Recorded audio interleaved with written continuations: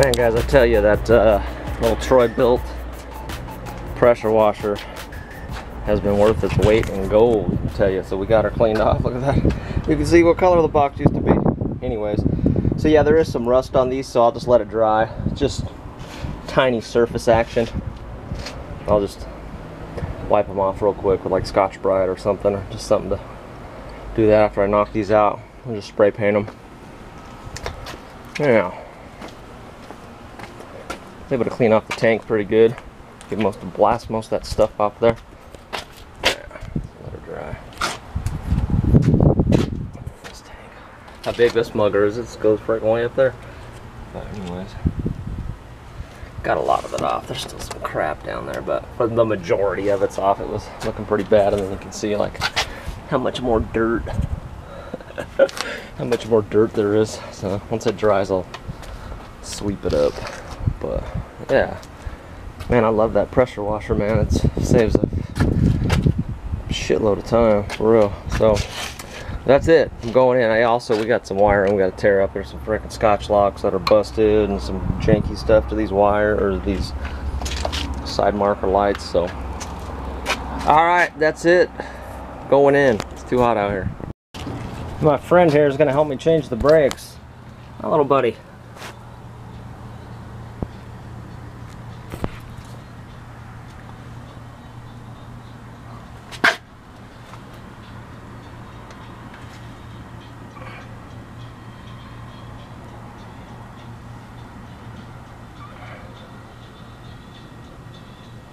All right, buddy, help me out.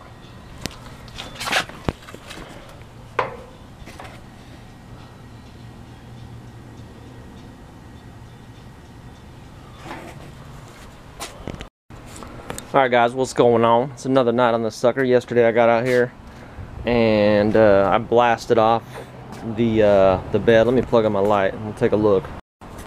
All right, so here it is. I got out and blasted it all off. I pretty much got everything out of there, and like I said, just some like surface rust, so I'm not sweating it too much. I think I probably will just get I don't know, I'll either like rattle can it. No, I think rattle can it might be easier. I might just get some of that rusty metal primer stuff that I used on the K20. Stuff seemed to cover a lot of area, and it was pretty inexpensive, so I might do that. Alright, so the here, let me go over here. Got the tanks cleaned up. So all the dirt and nastiness out there. So, you know, I think, and I don't know this for a fact, but I think basically just how this setup works, and I know True Man, he was kind of giving me some, pointing me in the right direction, but so the reason why the rear tank's probably not feeding the front tank is because the front tank's reading full all the time, so the rear tank's like, well, I can't be pumping any in there if the front tank's full. So I think just what happens is once the front tank reaches a certain level, then the rear tank pumps it up, I guess, to hold it at that level or whatever it does. But anyways, you can see the lines from the rear tank. That's them going in right there, and basically that is the vent line for the tank. So it just like dumps it into the vent line. Yeah, that's what it looks like to me. So I'm not sure if it's got a high pressure pump in there or just some kind of like low pressure pump, since it's just like a transfer pump type deal. So I'm not sure. It looks the same for the most part as that, right? Looks the same, other than it doesn't have the they don't have the pressure on there. It could have a cinder on it though, so maybe my front cinder's busted. Maybe I could take the one off of this one. I don't know. I'll just buy a new module or something, or get a new cinder. Hard to find out the wrecking yard though. They're super picked over. But anyways, I want to show you. And then you know, obviously you can see there's still a freaking bunch of screws and stuff down there, so I'll have to get my magnet and try to get them out. But anyways, it came out pretty clean, pretty good. So then last night I came out here, and I kind of, when I get to stuff like doing this kind of stuff, it's like it's not bad, but it's like not really that glamorous. So I didn't even record it. All I did, I just came out here put my head down, didn't record, and I just got it done. So basically this is the plan here. I put it back together, I put new park brake shoes on it, I kind of cleaned everything up the best I could. And obviously you can see this rotor, it's got some pretty nice hot spots in it. It's still okay right now. If I were to turn it, it would be below, so I don't want to do that. It's got some like minor, let's see, like minor surface cracks on it, and so some of you might think that that's a big deal, and I mean, it's not great, obviously, but you know, I worked at an RV dealership for a long time, and so I've seen some I've seen some bad. I've seen some with freaking cracks, like 4 big giant cracks through the whole thing. But this one here, it's not bad. So like if it was turnable, you just turn that out and it'd be good to go. But so this is my plan is I'm going to finish up. I kind of cleaned that caliper up a little bit. I got the pistons pressed in, and I'm going to put my pads on there, pop those on, and get my wheel and everything back on over here. And then I'm going to go to the other side and I'm going to just pad slap it, because the pads are probably wrecked on that side. I'm not going to do the park brake shoes right now because I need to get a seal for it, and I don't want to go taking it apart unless I got a new rotor. So this one here, it's this whole big piece right here, so they're a little bit pricey. So I'm not going to get anything like high dollar. I'm just going to get a regular rotor, but I don't have the money right now. I need to put that into other things so that we can get this stuff going. Namely, I need a hood and a grill and, you know, other stuff like that to get it running. So yeah, so that's what I'm gonna do tonight. I'm gonna pad slap this side, I'm gonna go to the other side, pad slap it. I'm not going to replace the park brake shoes. And then when I'm done with this, today I ran out to the wrecking yard and I needed a white 4-pin square 4-pin 02, and I went and got it. So I'll tell you what I got this sucker out of. This was a downstream on a 2000, I think it was a 4. It was either 2004 or 2005 Impala. Yeah, no, Malibu. Sorry, a Malibu. The older Malibus, old style. And the cool thing about it is like this, where it connects, like this intermediate wire, it's super long. So if you ever need one that's longer, you can go and get that wire, that intermediate. I just cut it because I extended my wire, and so I didn't need a long 02. Now I priced these suckers from O'Reilly, and they're anywhere between, like, even the one on Summit is like 45 bucks. So anywhere between 45 and 70 is what I've seen, and I'm like, I am not paying for that. So went to the wrecking yard today. I spent about an hour out there searching around, just kind of checking stuff out, and so I think this one will work fine. So it's the white plug. The other one I have is the black plug. So I think it's gonna be cool. So I'll get that up in there, and I paid $10.28 for it. Yeah, and I got to go to the wrecking yard. So got that this morning, and then when I'm done with this tonight, I'm going to try to work on getting that oil pressure cinder wiring fixed up. And the wire is actually broke right at the back of the plug. So what I'm going to do is I'm going to take a wire out of this plug here, as it's like the same size like pin here. So I'm going to unpin it and pull it out of this connector, and then I'm going to connect the wire to the existing wiring that's there, the broken wire, and then that way I can just use this pin in that plug, because since it's broken, you know, it's actually the one that's in there, it's broken so close to the connector that I can't really even make a repair on it.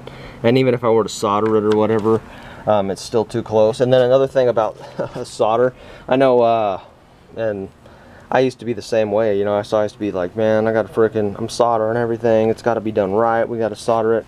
Solder breaks, all right. So if it's you know, if it's something inside like stereo components, and it ain't gonna really get hot, and it's you know, solder is a good thing. But when it's on the engine bay, it's shaking around, it's getting hot, it's getting cold, just remember that solder breaks, and one day it'll break on you. So I've had that, and I've learned my lesson, and so butt connectors work fantastic. So just FYI. And I used to be like that, super like, dude, if you ain't soldering it, you know, what the hell's going on? But anyway, so that's that.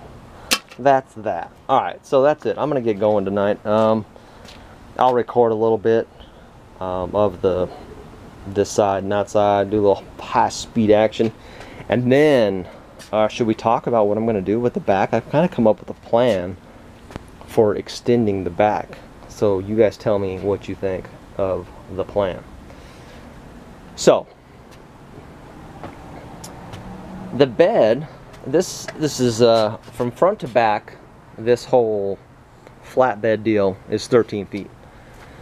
So the problem I'm having is that I don't actually need all of it, you know, right? Because like my front tire is actually going to park like right here, you know what I'm saying? And then the front, you know, it's like, then the other from the center of the axle is going to park like right here, and then you got like the bumper is going to be right here. So I got to thinking, I'm like, well, you know, I'm going to add on to this existing piece, and like this piece is like nice and strong, and it's like one coherent piece. So it's like, what would happen if I just slid it back about 24 inches? So like basically this would be like bam right here, or maybe even just a little bit further, but I'm thinking 24 inches would be like perfect. Then my tire would stop here, right? And then it would basically, so this would be here, my tire would be here, this would be a good stop for my tire to keep it from going forward, and then that way it won't, you know, bumper won't touch the glass and stuff like that. I mean, I'm still going to build a rack, but you know, that's later on.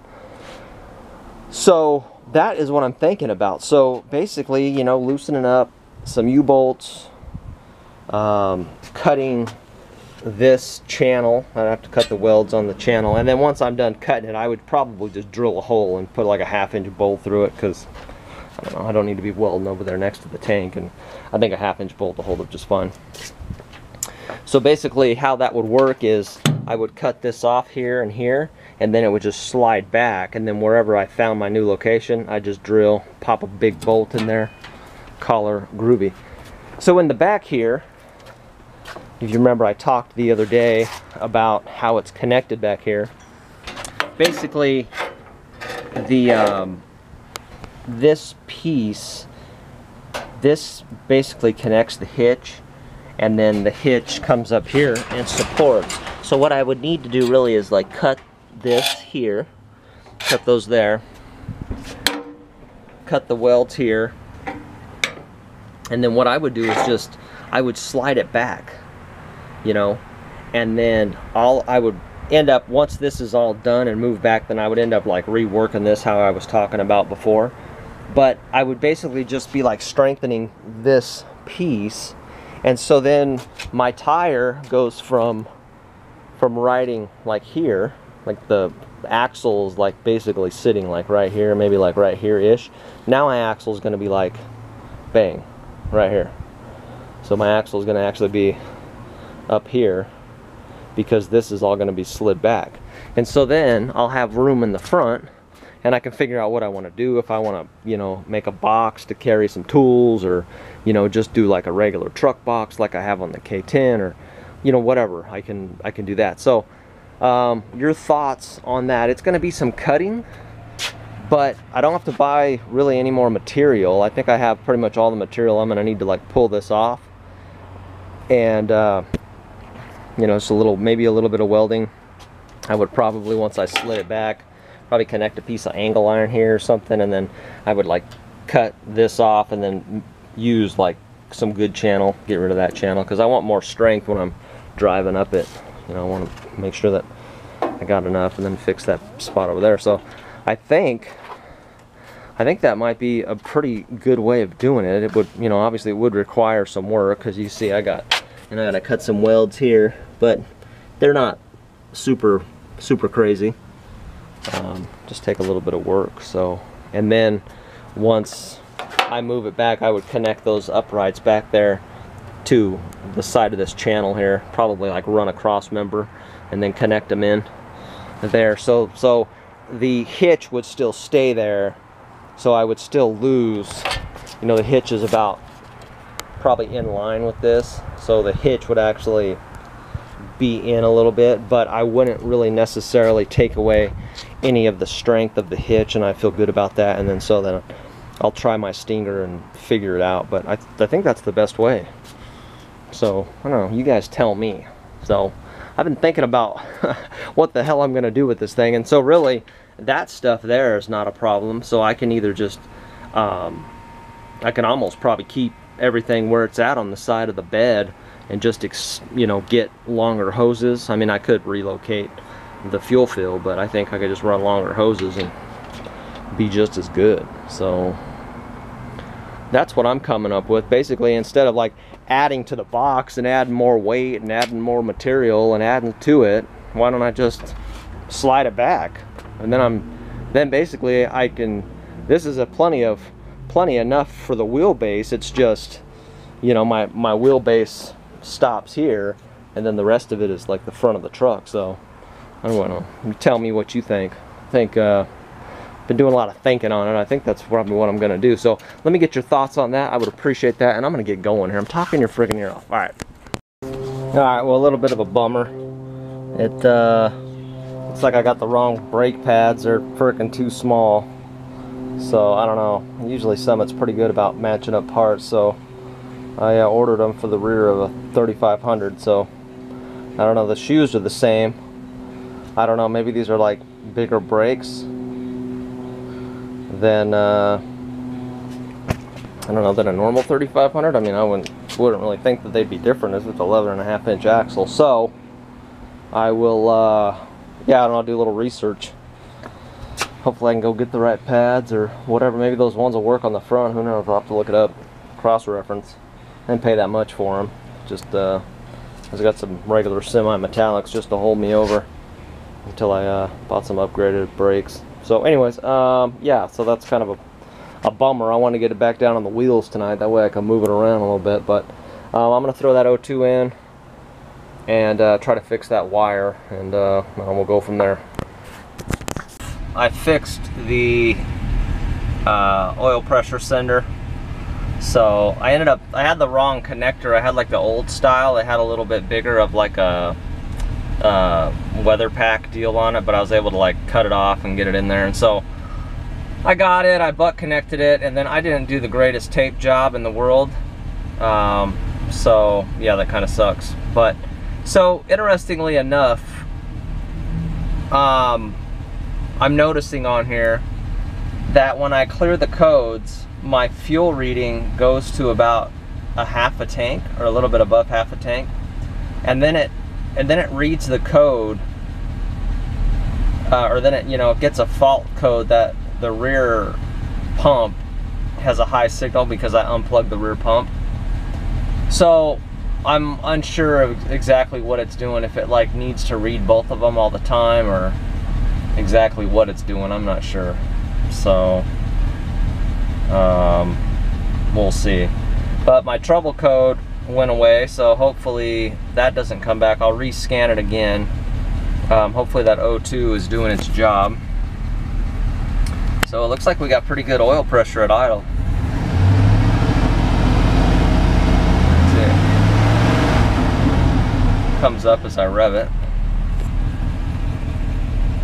But yeah, so it's interesting on that fuel tank. So if anybody is like a GM tech and they know anything about that, let me know, because it's weird. Like it shows, like for a little while it'll show that I have above a half a tank, and then all of a sudden it's just like it goes to empty because it's seeing that the rear tank is not getting any signal. So I don't know, we'll see. Probably just a normal thing. So who knows? But yeah, I don't know. Let me plug up again and we'll see what it reads. So cool. Yeah, no check engine light right now. I'll see if it's how the O2 is doing.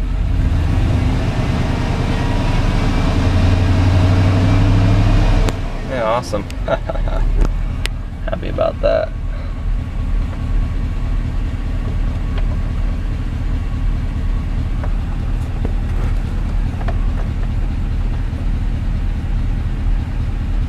Wonder how accurate that is. Can that be reset by me? Probably has to be reset by like a Tech 2 or something. Anyhow. Alright, I'm gonna read the codes again. I will let you know. Alright, so I'll turn my deal on. And then it'll kill my gauges for a minute. I don't know why it does that, but it will. There we go. I'll say yes, I'll scan. I got one. So it's not, the O2 sensor is cool. So we'll erase. Yeah. Let's erase it. Alright, so then you see my fuel. I'll turn this back off. So my fuel shows a half a tank right now. And then once it realizes that the back cylinder is not working, then it goes haywire. So maybe, I'm not sure if I'm to assume that I have a half a tank in the front tank. I'm not sure. So I'll probably end up getting my tuner over here, get old Dr. Turbo to come over here and tune that rear tank out, since it's full of varnish and I don't really want to deal with all that right now. And or else find a way, if I find a way to bypass it somehow, but maybe just tune the rear tank out. So, but it's interesting to me, while it would just show pegged full, unless the cinder in the back is not, I don't know, something's screwy. Something screwy, I don't know what it is. But anyways, so I'll get it figured out. I'll do some research. But we got oil pressure. Oil pressure's good. I'll take almost 40 at idle. And looks like she raises up pretty good. So FYI, GM, from the engine builder that I used to work with, I think a 6 at idle is acceptable. So don't take my word for it, but that's what I heard. So yeah, so she's running okay. I gotta get the right brake pads, but we got the O2 deal fixed up for 10 bucks, and we got the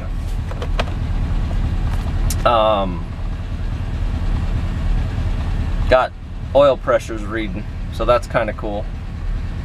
So yeah, so it's probably like the worst tape job in the history of tape jobs on that, because I couldn't get any lume on it, and it was just so like tight back there, so I just taped it up. So it's cool for now. It's not really touching anything or close to anything. It's just right up against the intake, so it should be just fine. Next time I take the intake off of it, I'll snip them all and put a new connector on it, or you know, just fix them all up and make it pretty. But for right now, it's giving me oil pressure, and that's all I really need to see. So cool. So, oh, you know, another thing I should have done at the wrecking yard today is I should have went and got that ABS frickin' wire, but I didn't frickin' even think about it. So maybe next weekend I'll go to the wrecking yard and get that ABS action, or yeah, I don't know, figure something out. So cool. That's it. I'm gonna wrap this video up here, guys. I appreciate you guys rolling with me. I appreciate all the comments and all the interest just in the old truck. So hey, so one more thing. So check this out, right? So, you know, all these things, all these trucks that haul crawlers are called the crawler hauler, right? You know, it's like everyone calls it the crawler hauler. So, I don't know, swing me some names if you like. You got like a cool name for the truck that you think is cool. Just let me hear them, let me see them, and I don't know, maybe we'll change the name of the truck. So I'll see what you guys come up with, and then I'll do some research on my fuel deal. I need to pull that cinder just to put eyes on it, but I figured I would just unplug the rear, and then I was like, that's interesting, because at first it was showing half tank. So we'll see. We'll get it figured out. We'll get some brake pads. We'll move on. You guys have a good night.